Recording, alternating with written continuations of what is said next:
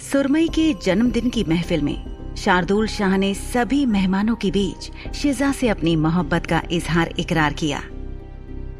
शार्दुल के रुतबे को देखते हुए किसी भी मेहमान की हिम्मत नहीं हुई कि वो इस बात पर उंगली भी उठा सके। हालांकि दिलीप ने कोशिश तो बहुत की थी। उच्च समाज के लोगों के अपने ही नियम और कायदे हुआ करते थे और सामान्यतः ये लोग अपनी प्रतिष्ठा से ऊपर किसी चीज को नहीं रखते थे। किसी नौकर या गुलाम से प्यार कर बैठना नामुमकिन नहीं था, लेकिन इसे सबके सामने स्वीकार करने के बारे में कोई सोच भी नहीं सकता था। दिलीप के भरी महफिल में पूछने पर शार्दुल ने शिजा का हाथ थामकर सबके सामने ये ऐलान कर दिया था कि हाँ, वो शिजा से प्यार करता था। इस बात का बाकी लोगों पे जो असर हुआ सो हुआ, लेकिन हुस्ना बानो इस बात से जरा भी खुश नहीं थी। आराम तलब नकचड़ी हुस्ना बानो अपने लिए एक अमीर शौहर ढूंढ रही थी, जिसके पैसे पर वो ऐश कर सके और एक सुकून की सुख सुविधाओं से भरी जिंदगी जी सके।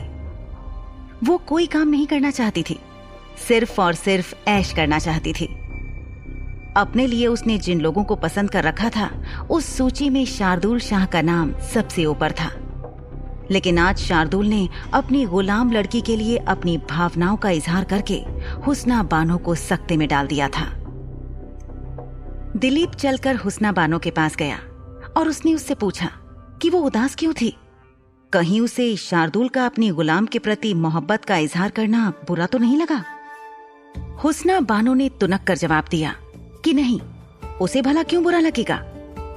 हुस्ना बानो को अपनी बात में ज्यादा रुचि नहीं लेते देखकर दिलीप ने कहा, मुझे तो लगा था कि उस गुलाम के द्वारा अपनी मालकिन की हत्या कर दिए जाने के बाद शार्दुल को अक्ल आ गई होगी और अब वो किसी भी गुलाम लड़के और लड़की को जिंदा नहीं छोड़ेगा। लेकिन अब क्या ही कहूं। ये बात सुनकर हुस्ना बानो के कान खड़े हो गए। वो यकीनन इस बात की तह तक जाना चाहती थी और जानना चाहती थी कि आखिर ये मामला क्या था। उसने सवालिया निगाहों से दिलीप को देखा और पूछा, ये क्या माजरा था? दिलीप तो चाहता यही था कि किसी भी तरह से हुस्ना बानो से बातचीत शुरू हो ताकि उसका मकसद पूरा हो सके। उसने बेहद शांति के साथ कहा, क्या आपको वो सब नहीं पता? ये बात तो सभी को पता है। खैर, मैं आपको बताता हूँ। शार्दुल की एक प्रिय मित्र हुआ करती थी जो कि एक पिशाचनी थी। उसने अपने घर पर एक गुलाम रखा और उसे परिवार की तरह सम्मान और प्यार दिया, लेकिन उस गुलाम लड़के ने अपनी ही मालकिन का खून कर दिया और वो बेचारी एक इंसानी गुलाम पर भरोसा करने के कारण बेमौत मारी गई।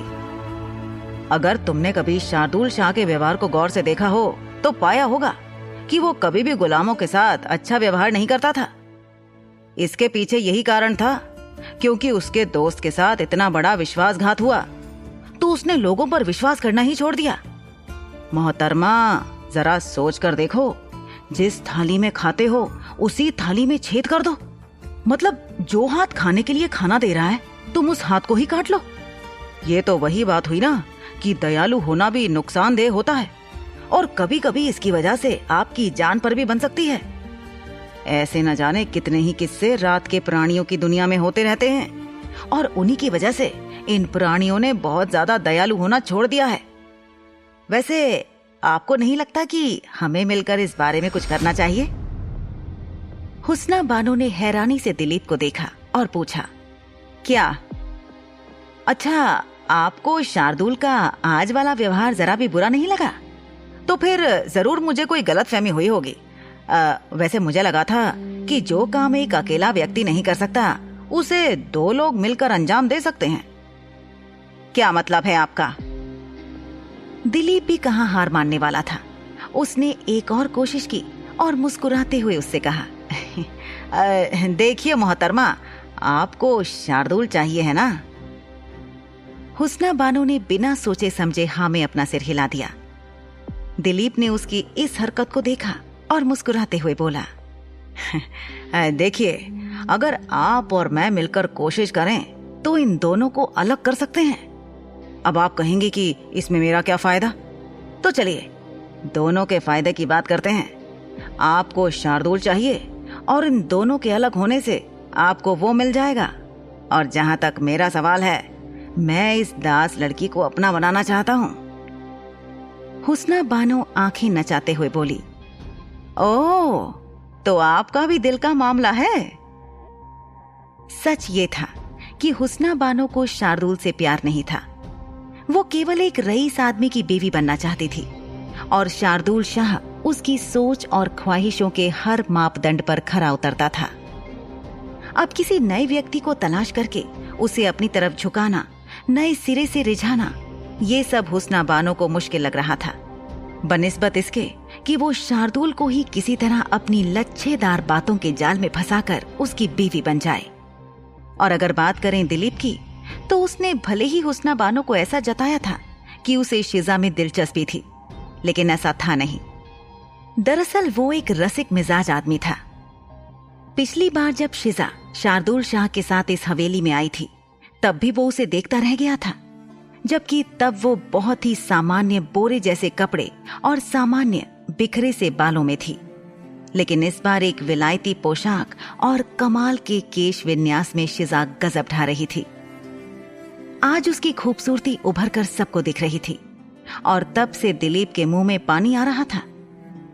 उसके लिए लड़कियां और महिलाएं किसी फल की तरह होती थीं और शिजा इस वक्त उसे एक रसीले पके हुए फल की तरह लग रही थी, जिसे वो किसी भी तरह चखना चाहता था। ऊपर ऊपर से भले ही दिलीप शार्दुल को अपना दोस्त कहता था और उसके साथ अच्छे से पेश आने का दिखावा करता था, लेकिन अंदर ही अंदर वो उससे बहुत जलता था और यही कारण था कि वो शिजा में दिलचस्पी ले रहा था।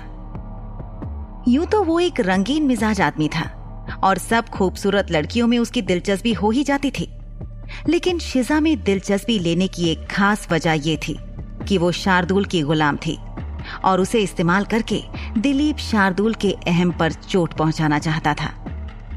और अब ये जानकर कि शार्दुल के दिल में उसके प्रति भावनाएं थीं, दिलीप शिजा को कुछ समय के लिए पाकर शार्दुल को आहत करना चाहता था।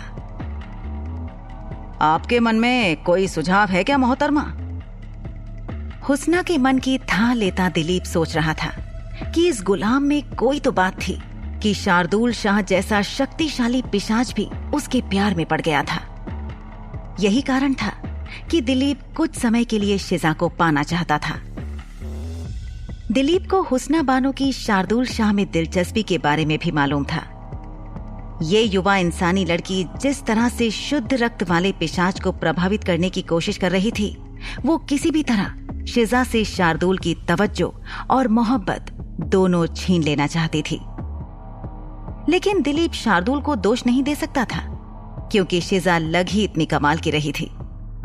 दिलीप ये सब सोच ही रहा था कि हुस्ना बानो बोली, मुझे उस लड़की को किसी भी तरह रास्ते से हटाना ही है।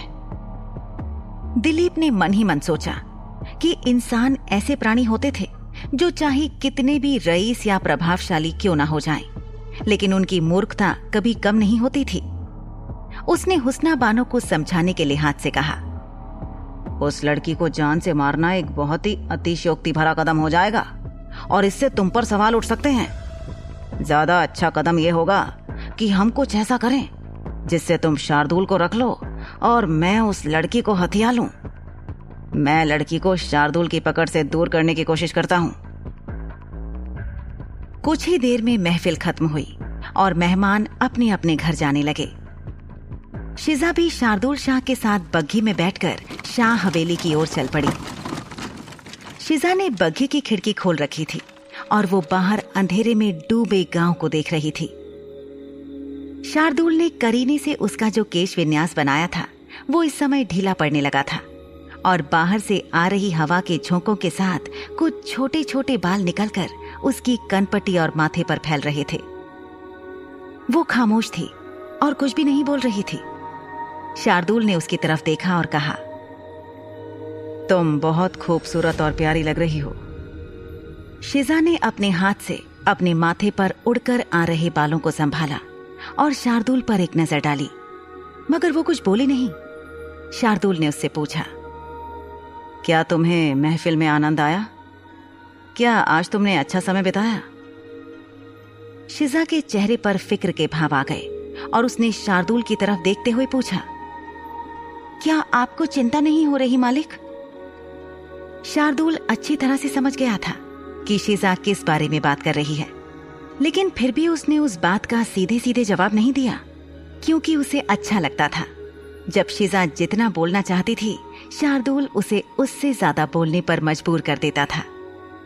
उसने शिजा से कहा, मेरी दोस्त के जन्मदिन की महफिल में अगर मेरी चिड़िया ने अच्छा समय बिताया तो भला मुझे बुरा क्यों लगेगा? शिजा ने एक पल को सोचा और फिर शार्दुल से बोली, आप कितने साल से हो शार्दुल साहब? शार्दुल ने उसकी बात के जवाब में कहा, तुम ये क्यों जानना चाहती हो? शार्दुल ने ये ऐसे कहा जैसे खुद में अचानक शिजा की रुचि देखकर वो अचकचा गया था। शिजा ने शार्दुल की तरफ देखा और पूछा, बताइए ना, आपकी उम्र क्या है? शार्दुल ने उसकी तरफ देखा और बोला, इंसानी उम्र में अगर बात करूं तो मेरी उम्र लगभग 24 साल के आसपास है। शिजा ने एक पल को सोचा और बोली, इंसानी उम्र नहीं, आप मुझे पिशाची उम्र के बारे में बताइए। शार्दुल मुस्कुराया और बोला, अगर पिशाचों की उम्र के बारे में बात करूं तो लगभग उसकी दोगुनी। शिजा घबराई और उसने पूछा, मतलब 24 की दोगुनी? शार्दुल ने कहा, हाँ।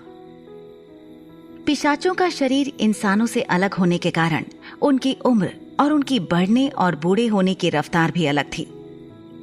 शिजा कुछ देर सोचती रही, फिर एकदम से शार्दुल की तरफ देखकर बोली, आप बूढ़े हो शार्दुल मालिक? इस बात को सुनकर शार्दुल के चेहरे पर एक मुस्कुराहट आ गई। क्या वाकई तुम्हें ऐसा लगता है? अगर तुम इंसानों से तुलना करोगे तो शायद कोई तुम्हारी बात से सहमत भी हो जाए, लेकिन इंसानों की तुलना में पिशाचों की वृद्धि अलग होती है। कोई भी व्यक्ति किसी पिशाच की उम्र का अनुमान नहीं लगा सकता जब तक कि वो उस पिशाच को करीब से नहीं जानते हों। एक उदाहरण सुनो। शुद्ध खून वाले पिशाचों में एक आदमी था जो 3 साल की उम्र के आगे कभी विकसित नहीं हुआ। साल पर साल बीत गए पर वो वहीं का वहीं अटका रहा। लगभग 5 दशक के बाद उसका बढ़ना शुरू हुआ। जब तक वो एक वयस्क रूप में पहुंचा होगा तब तक उसे बहुत सी जानकारियां हो गई होंगी। नहीं, वयस्क होने से पहले ही उसकी मौत हो गई, दिल के खराब होने की वजह से। शुद्ध रक्त वाले पिशाचों को कुछ भी बहुत ज्यादा प्रभावित नहीं करता है, लेकिन केवल एक ही बीमारी है जो उनके लिए जानलेवा साबित हो सकती है, और वो है दिल का भ्रष्ट होना, खराब होना। शिजा ने इसके बारे में शार्दुल के मुंह से कई बार सुना था, लेकिन वो कभी भी गहराई से नहीं जानती थी कि ये सब क्या है। उत्सुकतावश उसने इसके बारे में और जानने को कहा। क्या ये किसी भी शुद्ध खून वाले पिशाच को हो सकता है? जब से शिजा ने शाह हवेली में कदम रखा था उसने यही सुना था कि शुद्ध खून वाले पिशाच अविनाशी प्राणी हैं, कुछ भी उन्हें मार नहीं सकता था। और जब उसे दिल की बीमारी यानी दिल के भ्रष्ट होने से शुद्ध खून वाले पिशाचों की मौत की संभावना के बारे में पता चला तो ये उसके लिए बहुत ज्यादा आश्चर्य की बात थी। शार्दुल ने उसे बताया, इस जमीन पर चलने वाले प्रत्येक प्राणी के पास कुछ लाभ और कमियां हैं। प्रकृति ने ऐसा इसलिए किया है ताकि प्रत्येक प्राणी में कम से कम एक खामी हो। अगर कोई प्राणी बिना किसी खामी के होता तो क्या वो ईश्वरीय ना हो जाता? पिशाचों के शरीर में एक मुख्य बिंदु होता है जिसे तुम उनके शरीर का मंदिर मान सकती हो। काले चुड़ैलों ने ऐसी औषधि विकसित कर ली है जिसके सिर्फ एक घूंट मात्र से परिवारों के परिवार भ्रष्ट होकर मौत के मुहाने पर पहुंच रहे हैं। ये दिल की खराबी या भ्रष्ट होना एक बहुत संक्रामक रोग है। एक भ्रष्ट प्राणी किसी दूसरे को बस एक बार काट ले तो ये संक्रमण स्वस्थ प्राणी के शरीर में भी पहुंच जाएगा और ये भूमि पर अराजकता पैदा करने के लिए पर्याप्त होगा। ये सब कुछ खत्म कर देगा और धरती पर जीवन का नामो निशान नहीं बचेगा। क्या तुम जानती हो नन्ही चिड़िया कि अगर तुम अपनी शक्तियों और उस खास कौशल पर ध्यान से काम करती हो तो तुम काले चुड़ैलों की उस औषधि की एक मारक विषहर औषधि तैयार कर सकती हो। शार्दुल की बात सुनकर बिना एक भी पल गंवाए शिजा बोली, मैं इस पर काम जरूर करूंगी। बेशक। शिजा ने शार्दुल से उसकी उम्र क्यों पूछी?